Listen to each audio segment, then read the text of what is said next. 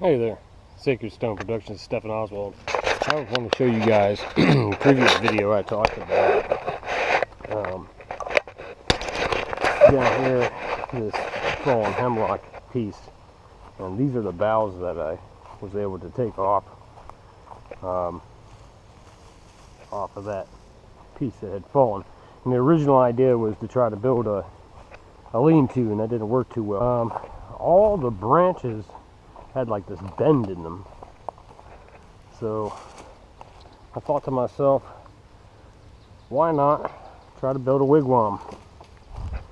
I've done my best over here to build a wigwam, and I just did it from memory, like pictures I'd seen, and you could see that it already has quite a few legs. What I'm going to show you today is how I put these in. This one was the first one. It was a little difficult because I broke that stake right in half. I cut off a certain length off the end here with each one of these legs. So I'll try to get this one's kind of lodged in there. Try to get this out so I can show you how these are put down in the ground.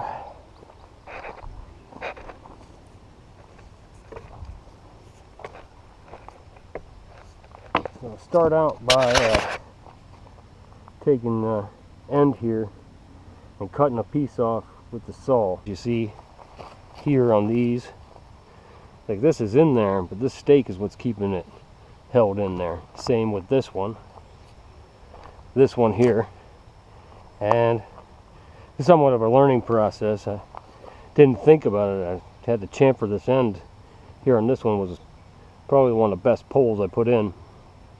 I chamfer the end and pound this down as far down as I can go. Let's stick the pole in there and then put this behind it for stabilization. This is just a marker here because this is where I'm hoping my door will be. But yeah, as you can see, it's starting to come along. I feel like I need to put at least one more leg here, maybe two here. One going across the middle, and then maybe another one this way. I'm not sure, but it definitely needs more before I start wrapping it. It's going to need a few more legs. And what I mean by wrapping it is once all the legs are put in,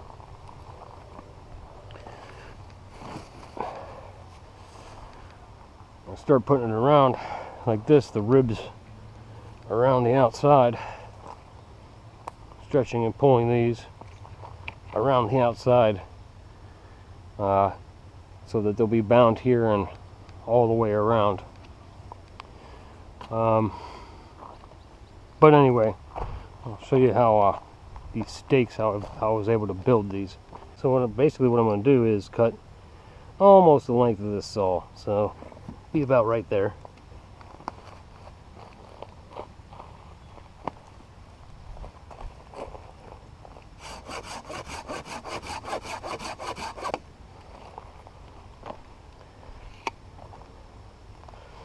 And what I do is I use the axe to sharpen the end here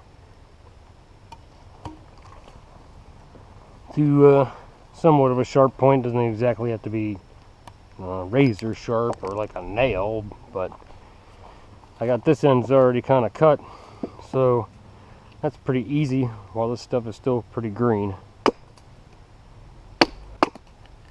When I started out, I was pounding those stakes in with the back of my axe here, and you can see here it started to ruin this metal. So I brought down a hammer. I figured I was close to home, just here in the backyard, so I brought down a hammer with me. And this is an old hammer. This will work better than the back of that axe. I don't know about other woods, but I sure as heck wouldn't pound hemlock down with steel. It seemed to ruin the steel. And that's pretty good steel on there. That's no joke. That Husqvarna axe is pretty strong. Anyway, kind of chamfer the ends off here.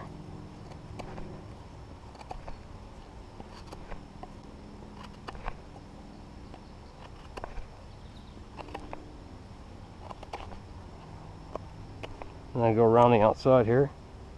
Round the outside, round the outside. Taper the ends round around the outside. Trailer Park Girls round the outside. Anyway, you're running outside here so that this becomes something you can kind of pound on with a hammer or, well, the back of your axe if you're brave enough. I don't want to do that anymore. I feel like I'm ruining my axe. So then I need this stick here so I can tell where I want my hole to be.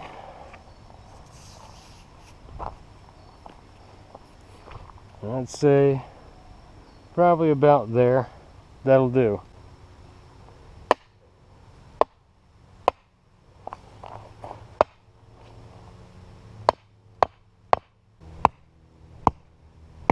I'd say that's in about far enough. Now usually most of the time I can wiggle these things out of here.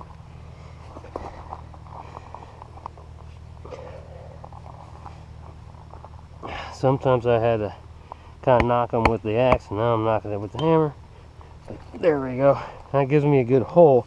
And see, that's close to the diameter of my pole.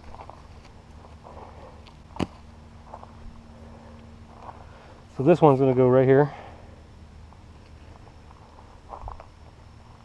A lot of bend to that.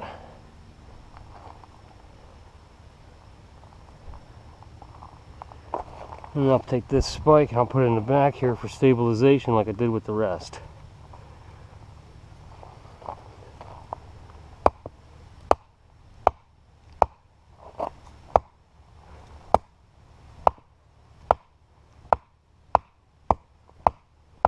Now I can just go off on this. That's not coming out of there again until this thing collapses or becomes firewood. Probably by winter.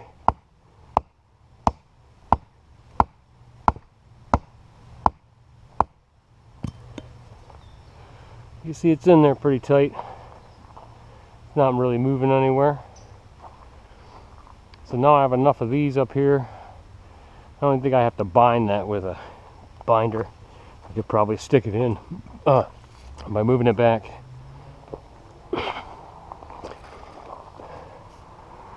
Through here.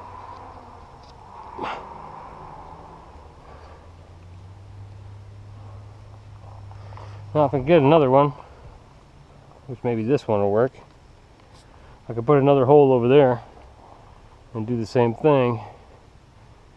And maybe bind these two together, or at least put a good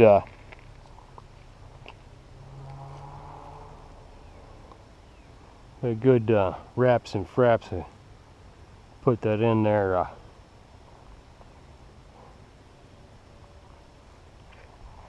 Let me see if I got a good example to show you guys. Well, this one here where this bank line is on the very first two that went in, you could see how that lashing is super tight and everything's all tightened up.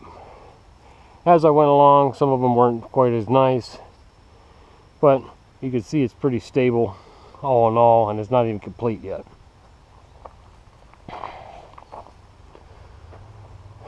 So what we'll do from this point is I'm going to have to get another pole for that side, because this one going straight like this, that's not really going to work too well. It's kind of like this. There's one over here and it's a little straighter than I wanted it to be. It didn't bend exactly how I wanted it here. And this may cause me an issue since it kind of dips down right here. But we'll see what happens when we put a covering on this. Anyway, that's how you put those in. And as we progress along here, I'll show you guys some more of this. If you want to see more wigwam build, well, like and subscribe, and we'll see you in the next video.